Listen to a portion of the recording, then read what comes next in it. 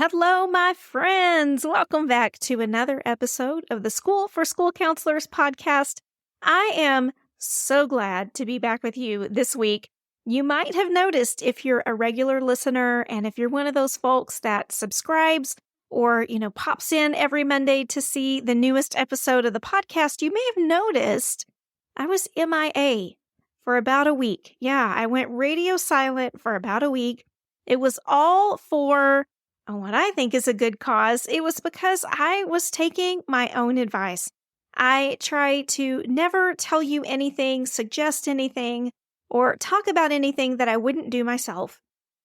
And I found myself last week hitting a little bit of a wall. I think it was a combination of a lot of things, just sort of the collective stress and pressure of the past semester, the time of year. Holidays are stressful in and of themselves. The workload that I've been putting on myself trying to build our School for School Counselors world so that we can reach other school counselors to inspire, educate, and motivate. And I think I just needed a little space to breathe. Ever been there? So I'm glad you're back with me, and I am here raring to go. But before we jump into today's episode, where we're going to be talking about why you're so freaking exhausted, because I don't think it's maybe what you've thought about. Before we jump into that, I want to share the sweetest review that we got for the podcast not too long ago. This review came from Pisces Fish, and they said, "This podcast keeps me going. Don't get me wrong, I love my job, but this podcast keeps me motivated with fresh ideas that are backed by research. I think that's what sets this podcast apart from the rest. I also love that this podcast is lighthearted and relatable. Plus, Steph is still a practicing school counselor, so she truly gets it. I look forward to every episode. Thank you, School for School Counselors." Thank you, Pisces Fish, for such a wonderful review. It feels so good knowing that our message is being received the way that it's intended. And yes, we try to back up everything we talk about with some good, solid, peer-reviewed research whenever we can. And I am still a practicing school counselor and will be for years to come. So I'm right there in the trenches with you guys. So thanks again for that wonderful review. Man, that is like manna from the heavens. Y'all, if you listen to the podcast and you haven't submitted a review yet, please go do that because it is what keeps everything going. I promise you, that's what keeps me motivated to sit in this chair and talk to the wall every week. Not knowing if anybody out there is listening, I'm so glad that this is a worthwhile use of your time. All right, so this week, I really was kind of at a crossroads. I had a completely different topic planned for the podcast, and I'll let you in on a little secret.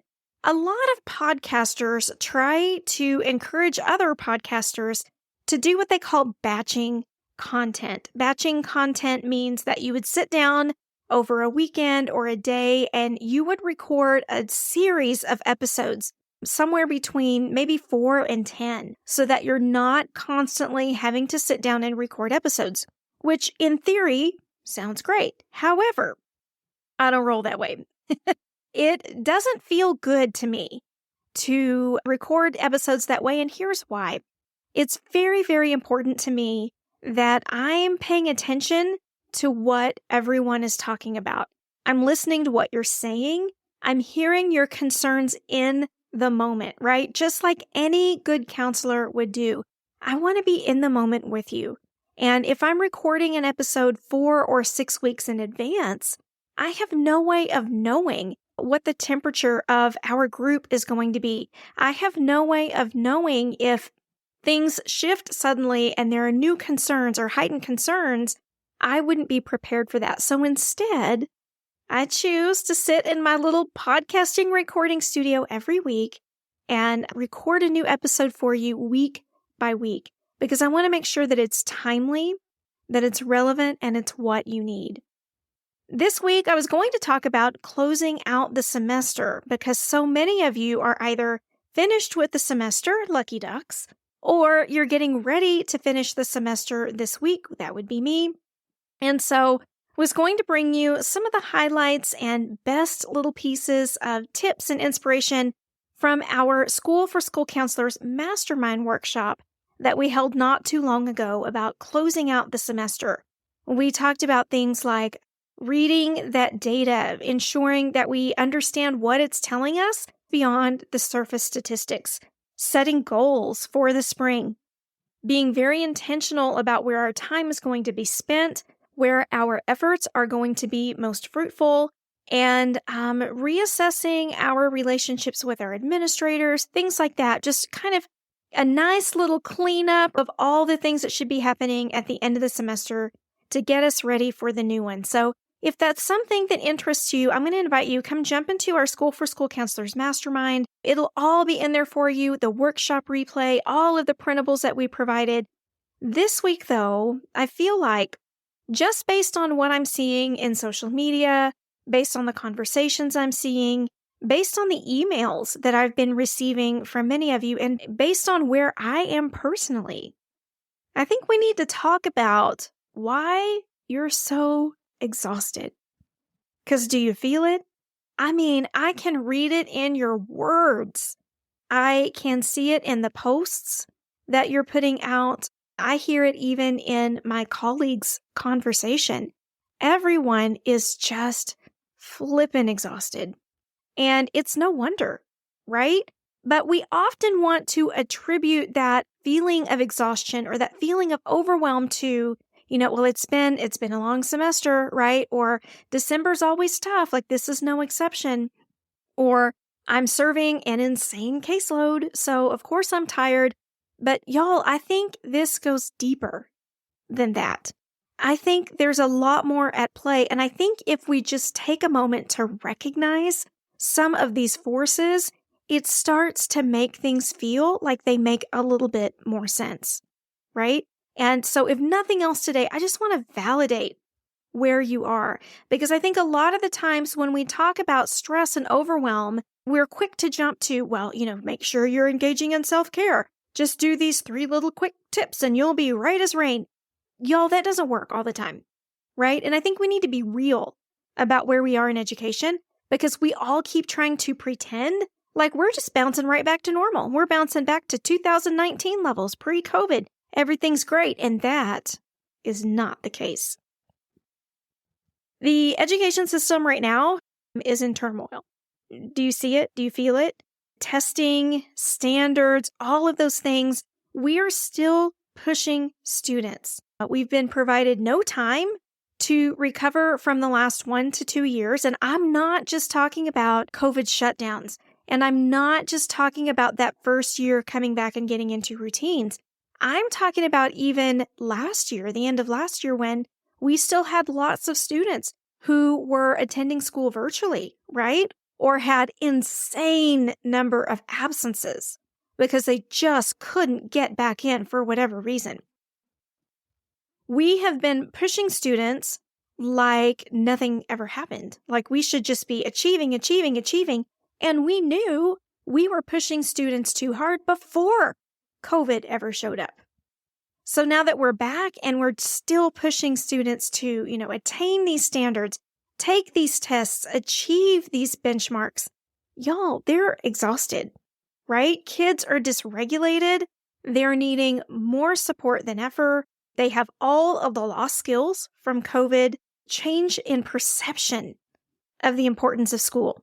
Have you seen this also? Lots more absences, lots more students coming in tardy, lots more students not taking schoolwork and homework seriously, right? Because they figure, I can learn online. That's not a big deal. Been there, done that. They found that they can socialize online. They've developed those channels, so they no longer really feel the need to come to school to socialize. And especially if COVID happened during the beginning of their school career, especially, the idea of education as we know it is just not ingrained in them in the same way, right?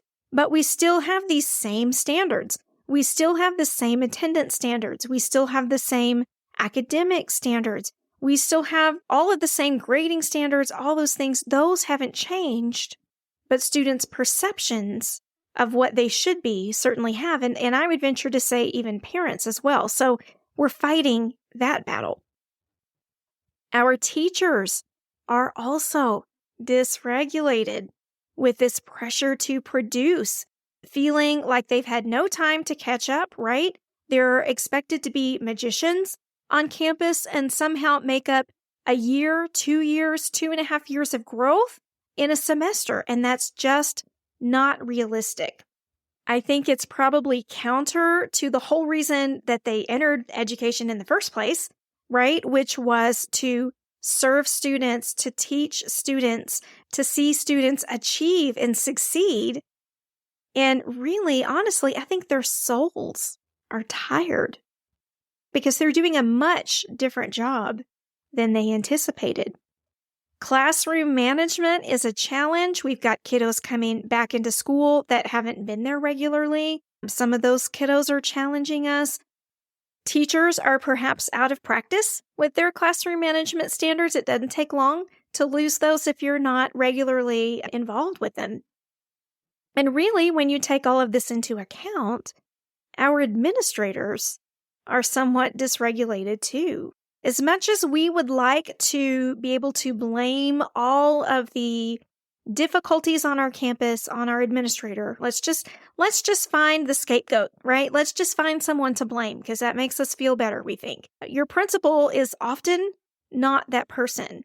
Now, they may be making decisions on campus, right? The buck stops with them on your campus, but they also have folks telling them what should be happening. And so a lot of these standards, a lot of the driving students, a lot of the push, all this stuff is coming from above them. And so they're feeling dysregulated as well. So we have all these folks that are just kind of in this state of turmoil, right? We keep trying to get back to normal. You could see my air quotes if you were watching me right now.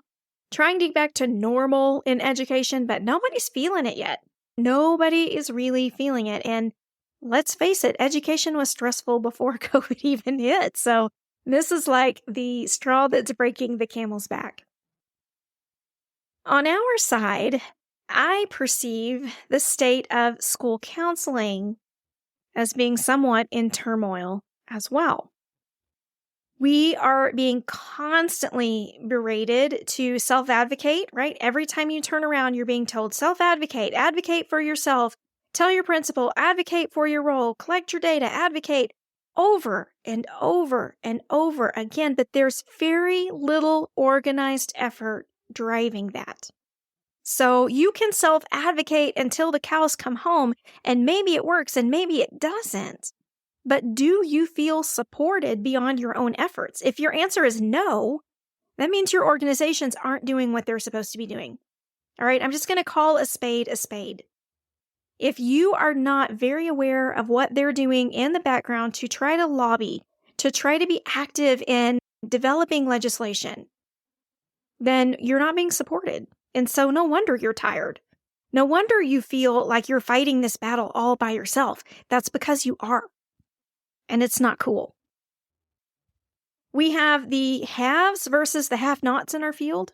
Those who have the things that are suggested for comprehensive school counseling programs, which is what we're all taught we're to aspire to. Some folks have that. They have the right caseloads. They have the right administrative support. They have the right components for a comprehensive program in place. But dare I say, the majority of us do not, right? That's why we're advocating our brains out. So when we see folks that are being, celebrated and appreciated for all their hard work, and they should, please don't take me as saying we shouldn't be celebrating people who are successful in our field. We need to see that. It gives us something to aspire to, but at the same time, what about the folks that are serving 600, 700, 800, 900 kids all by themselves? What about the school counselors who are working on campuses that have high trauma populations?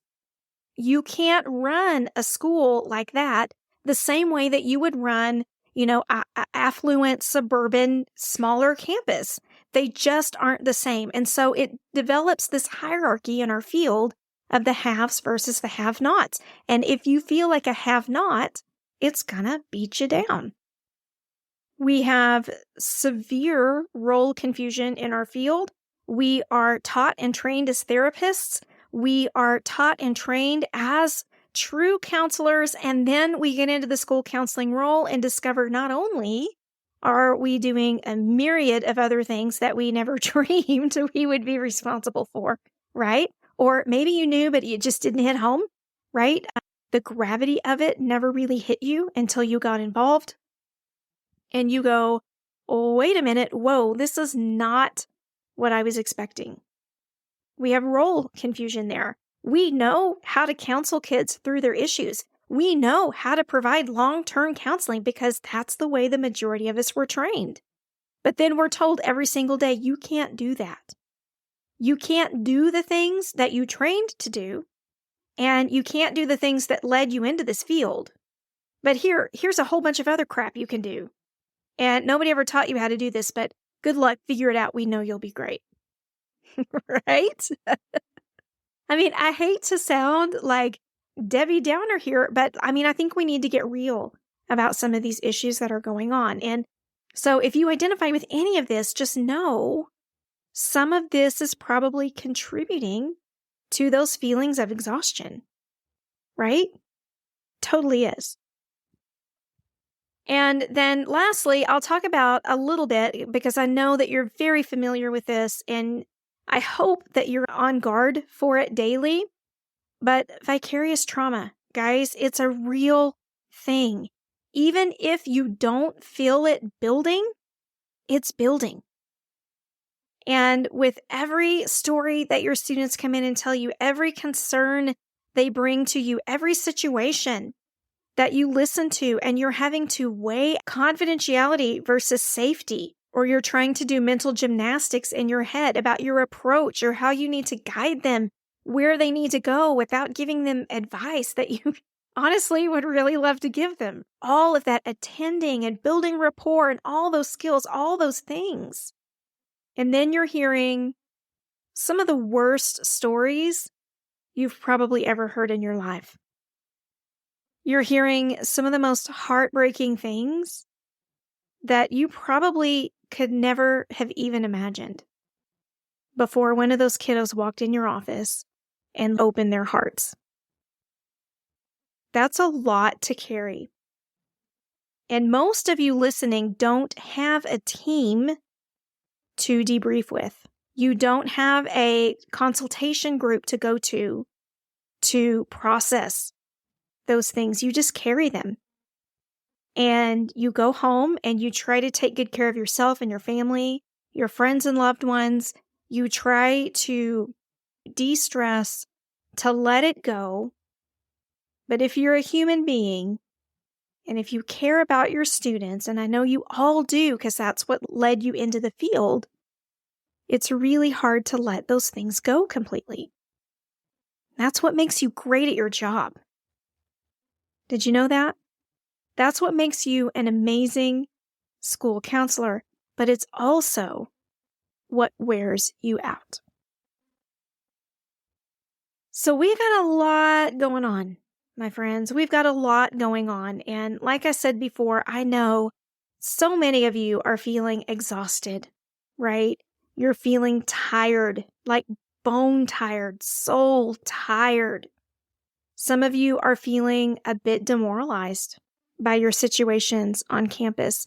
Some of you are feeling downright disrespected and like you don't want to do this anymore. I know because I see you talking about it. I'm going to offer you a few things to think about. I'm not going to say solutions, but I think they are some things to think about to kind of get you oriented back in the right direction. All right? So first, I think we need to keep things in perspective.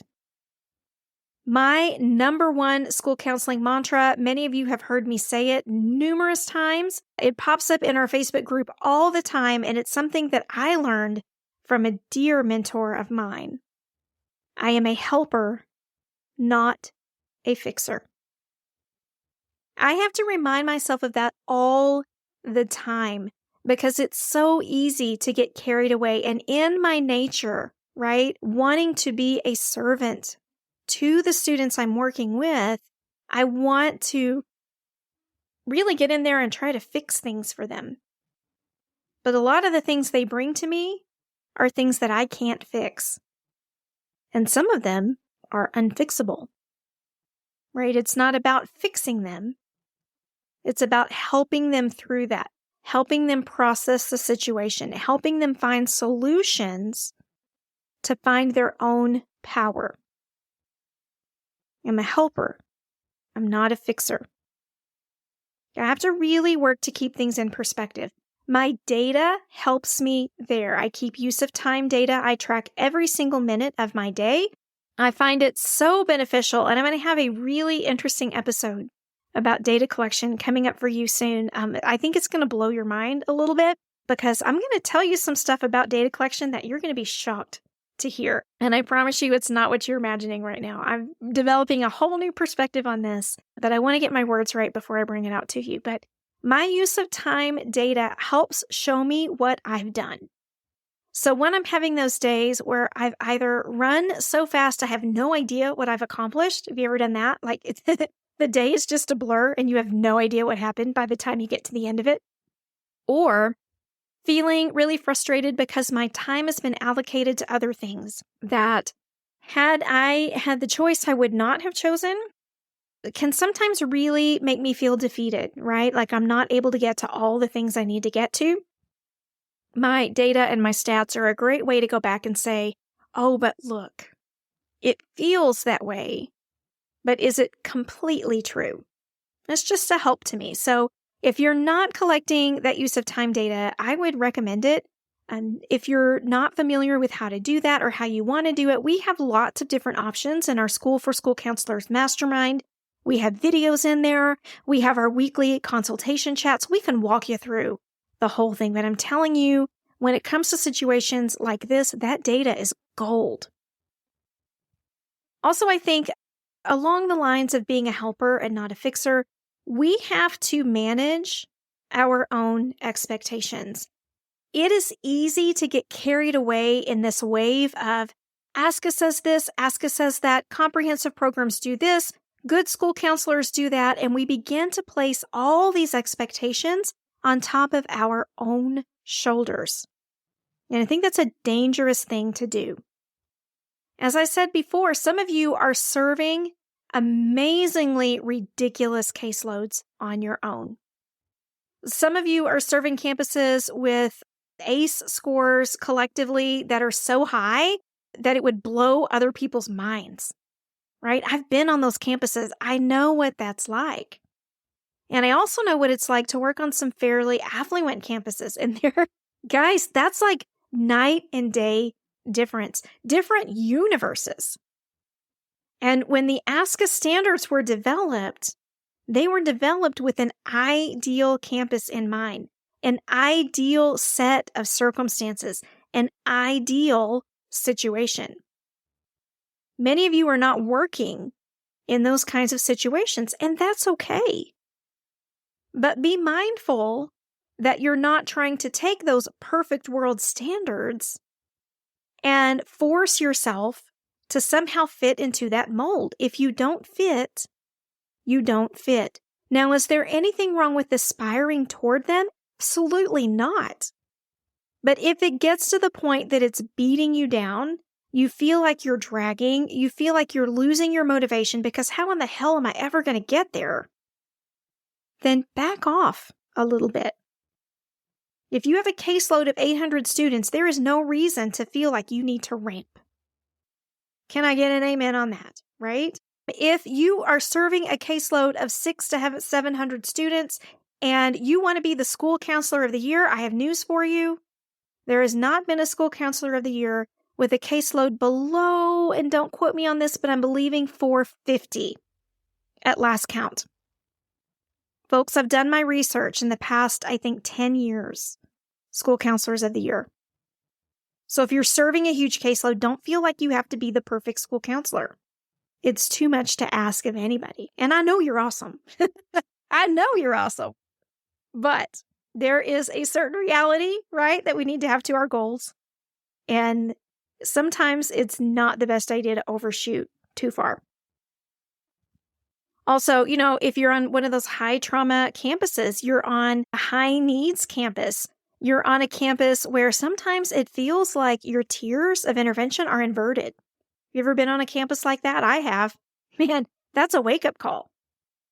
Where you feel like your tier 3 is your greatest need. Now, fundamentally, there are going to be a lot of people that argue with me and say that's not even possible, but I'm talking about the feeling here, right? I'm talking about the impression on the campus, that the individual needs are so great that there's absolutely no way to get in and get that tier 1 done. Would it help? Yeah, it would help. Sometimes that's a long process to get that turned around.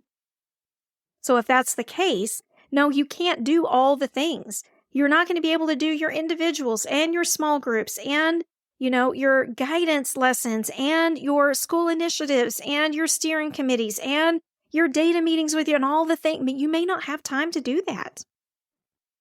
And again, that's okay.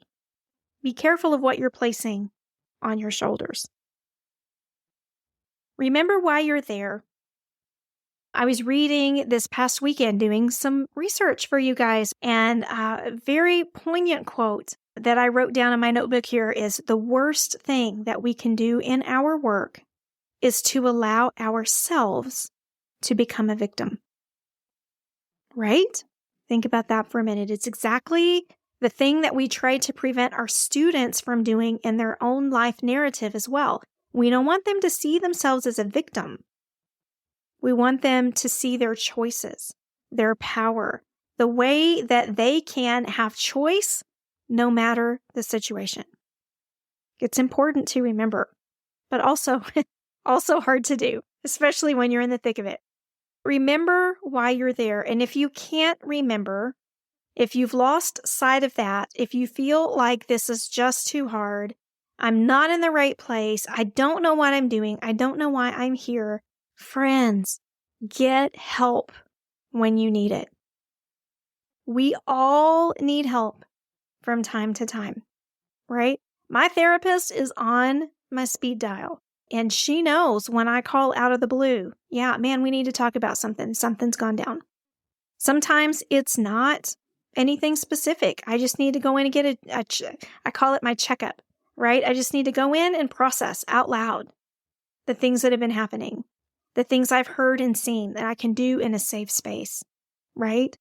That it's not therapy for everybody, though. That's not the solution for everybody. Sometimes we just need a little professional consultation. We just need the opportunity to talk things through with other people so they can say things like, oh yeah, you know what? You're right. You are nuts because there's no way that you can do all that serving the caseload you're serving. Or there's no way that you're going to be able to get to all that when you have that kind of relationship with your administrator. Let's figure this out. Right? It's validating to hear other people tell you things like that. So whatever that's going to be, whether that's going to be consultation, whether that's going to be therapy, whatever, find some good colleagues to debrief with. Find some folks that work in your field that just get it. I wish I had $1 for every email that I've gotten here at School for School Counselors from people saying, thank you so much. It's so nice to hear from someone who just gets it, right? There's a real lack of that. Even if you have counselors around you on your campus, they don't often all get it either, right? I mean, let's be real about it. So find your people. If you don't have your people, y'all, I got a great group for you. You know that. I talk about it every podcast, but I'm such a believer in the School for School Counselors Mastermind. We would love to support you.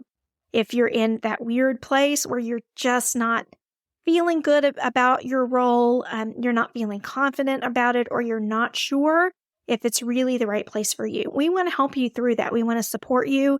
We want to talk it through, talk it out, talk up, down, around, beside it, through it, in all the different ways so we can help you see all the different angles so that you can make the decisions that are right for you and for your campus and your program.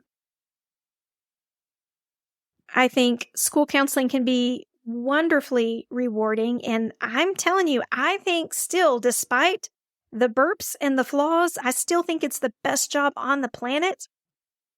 But it requires that we be in the right headspace to do that. And sometimes we have to lean on others to get the job done, and that's okay. So anyway, so that was an earful today, but that was really on my heart just to kind of talk you through some of the reasons you might be so freaking exhausted, right?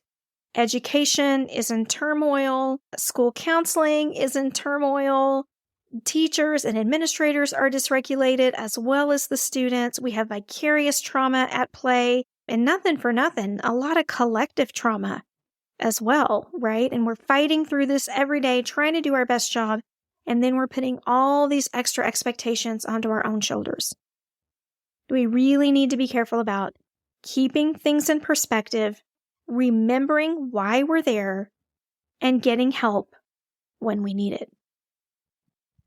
So I hope this was helpful to you this week. Like I said, it was kind of a detour from what I had planned, but I think it's so much more relevant to where we are right now and hopefully very powerful for you. I want you to know that if you need some support, we are here. There is a myriad of ways that we can support you here through School for School Counselors. You can jump in our Facebook group. It's also called School for School Counselors. We're trying to make it easy on you. Go back and listen to some of the past episodes of this podcast. We have some more episodes along these lines of thinking, really trying to empower you and validate you through the situations that you're working in. We have our School for School Counselors Mastermind, which meets weekly for consultation and support. We also have a library full of all the things that grad school never taught you. So if you're feeling behind in behavior intervention, special education basics, 504, trauma-informed responses, anything like that, anything that you just feel like, man, I wish they would have taught me that, and everybody just expects me to know how to do it. It's probably in that library, so check it out if you need that. Or give me an email, hello@schoolforschoolcounselors.com. I love to hear from you. I love to hear what you're thinking about. I think, like I said, sometimes we have to lean on each other to get the job done. And that's all right. All right, my friends, we are gearing up for a wonderful holiday break. As I release this episode, some of you are already experiencing the freedom and rest that the holiday break provides. Some of you are preparing to start that. I'll be starting mine later this week. But no matter your situation, please take some time to reflect over the next few weeks. Take some time to rest and rejuvenate not only your body, but your soul. Do some things that make you happy, that bring you joy, and that perhaps allow you to bring joy to others. Because that's really the heartbeat of who we are, isn't it? Bringing joy to others as a way to bring joy to ourselves. I wish you the happiest of holiday breaks. I wish you the merriest of Christmases. Jesus Christ, our Lord and Savior, was born on Christmas Day.